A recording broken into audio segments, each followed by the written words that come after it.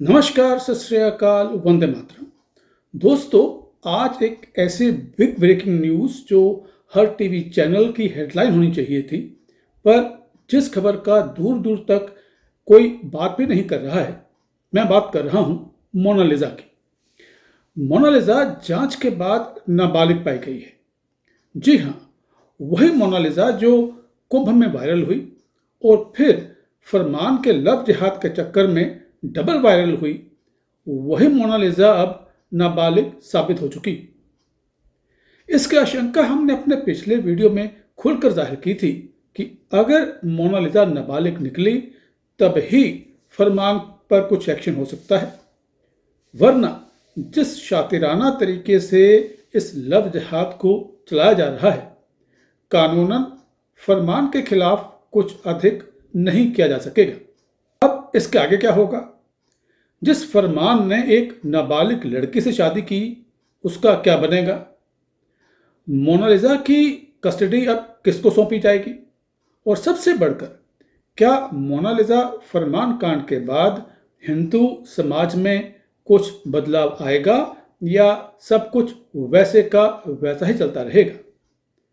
इस सब पर चर्चा से पहले आपसे निवेदन, आपसे अनुरोध कि इस वीडियो को लाइक करें, शेयर करें और चैनल को भी सब्सक्राइब जरूर करें, क्योंकि जो खबर कोई और दिखाने की जरूरत नहीं करता, वो सिर्फ सत्य की बात पर हम ही दिखाते हैं।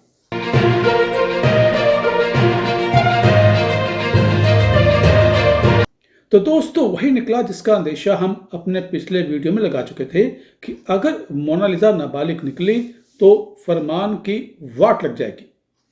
और वही हुआ। राष्ट्रीय अनुसूचित जनजाति यानी NCST की जांच में यह पाया गया कि मोनालिसा नाबालिग है। अब इससे मोनालिसा से शादी करने वाले फरमान खान के लिए बड़ी मुश्किल खड़ी हो गई है।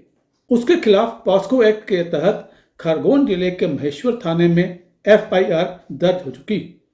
NCST के अध्यक्ष अंतर सिंह आर्य के नेतृत्व में अधिवक्ता प्रथम दुबे द्वारा की गई कानूनी पैरवी से साबित हुआ कि जिस मोनालिसा को बालिग बताकर उसका विवाह कराया गया था, वो वास्तव में एक नाबालिग लड़की है। राष्ट्रीय अनुसूचित जनजाति आयोग के अध्यक्ष अंतर सिंह आर्य के निर्देश पर गठित जांच दल ने केरल से लेकर मध्य प्रदेश के गांव तक गहन छानबीन की और मात्र 72 घंटे में केरल से लेकर मध्य प्रदेश के महेश्वर तक सारे तार जोड़कर सच को उजागर कर दिया।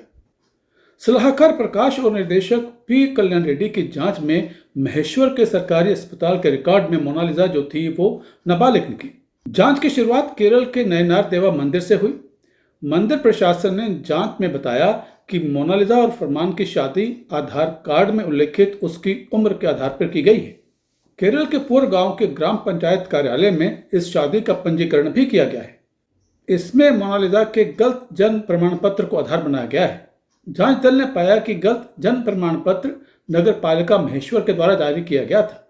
जब जांच दल ने मध्य प्रदेश महेश्वर के सरकारी मेडिकल अस्पताल के रिकॉर्ड की जांच की तो पाया कि मोनालिसा का जन्म 30 दिसंबर 2009 को शाम 5:50 पर हुआ था। सरकारी मेडिकल अस्पताल के रिकॉर्ड के आधार पर यह साबित हुआ कि मोनालिसा, जिसकी शादी केरल में 11 मार्च 2026 को हुई थी, वो उस दिन मात्र 16 साल 2 महीने और 12 दिन की थी। हालांकि जांच टीम ने पूर्व में स्थानीय नगर पालिका महेश्वर द्वारा जारी जन्म प्रमाण पत्र को निरस्त करवाने के लिए स्थानीय प्रशासन को आदेश तो दे दिया है, लेकिन सवाल उससे कहीं बड़ा है। सवाल है कि सिस्टम में बैठे उन बड़े लोगों का क्या, समाज में बैठे उन बड़े लोगों का क्या जिन्होंने गलत जन्म प्रमाण पत्र देने के लिए दबाव बनाया। उन लोगों को जनता के सामने कब लाया जाएगा? साफ सी बात है कि कुछ तो लोग रहे होंगे जिन्होंने इस गलत जन्म प्रमाण पत्र को जारी देने के लिए दबाव बनाया होगा। उन लोगों को कब धर दबोचा जाएगा और उनके खिलाफ कब बड़ी कड़ी कार्रवाई की जाएगी, सवाल सबसे बड़ा यही है। और सवाल यह भी कि अब जब सब कुछ इतना सामने आ ही चुका है तो एक नाबालिग से शादी करने वाले फरमान का क्या बनेगा? फरमान आप देखिएगा अब लंबा नपेगा। फरमान के खिलाफ पहले से ही पॉस्को एक्ट के तहत खरगोन जिले के महेश्वर थाने में एफआईआर दर्ज हो चुकी। मध्य प्रदेश के थाना महेश्वर में पॉस्को, बीएनएस और एट्रॉसिटी एक्ट के अंतर्गत एफआईआर दर्ज करा दी गई है। इस सनसनीखेज खुलासे के बाद आयोग की अनुशंसा पर अब प्रशासन भी हरकत में आ गया है। आरोपी फरमान के खिलाफ पुलिस ने गंभीर धाराओं के तहत मामला दर्ज करके अब जांच शुरू कर दी है। फरमान पर एट्रॉसिटी एक्ट, SC/ST एक्ट लगा दी गई है क्योंकि पीड़िता महाराष्ट्र और मध्य प्रदेश की अनुसूचित जनजाति पार्थी से संबंध रखती। फरमान के खिलाफ भारतीय न्याय संहिता यानी BNS के तहत भी साजिश और अवैध विवाह से संबंधित विभिन्न धाराओं के तहत भी कार्रवाई की जा रही है। इस खुलासे के बाद अब आयोग दोषियों के खिलाफ कड़ी कानूनी कार्रवाई की तैयारी कर रहा है। आयोग ने 22 अप्रैल को केरल एवं मध्य प्रदेश के DGP को आयोग मुख्यालय नई दिल्ली में तलब किया है। अब सवालों के घेरे में इस पूरे प्रकरण में शामिल राजनीतिक और कट्टरपंथी संगठन भी आ चुके हैं। नारी स्वतंत्रता के नाम पर मुखौटा पहने उन लव जिहादियों के समर्थकों का असली चेहरा भी सामने आ चुका है। नाबालिग के विवाह और इसमें शामिल राजनीतिक और कट्टरपंथी संगठनों की भूमिका की भी विस्तृत रिपोर्ट केंद्र सरकार को भेजी जा रही है।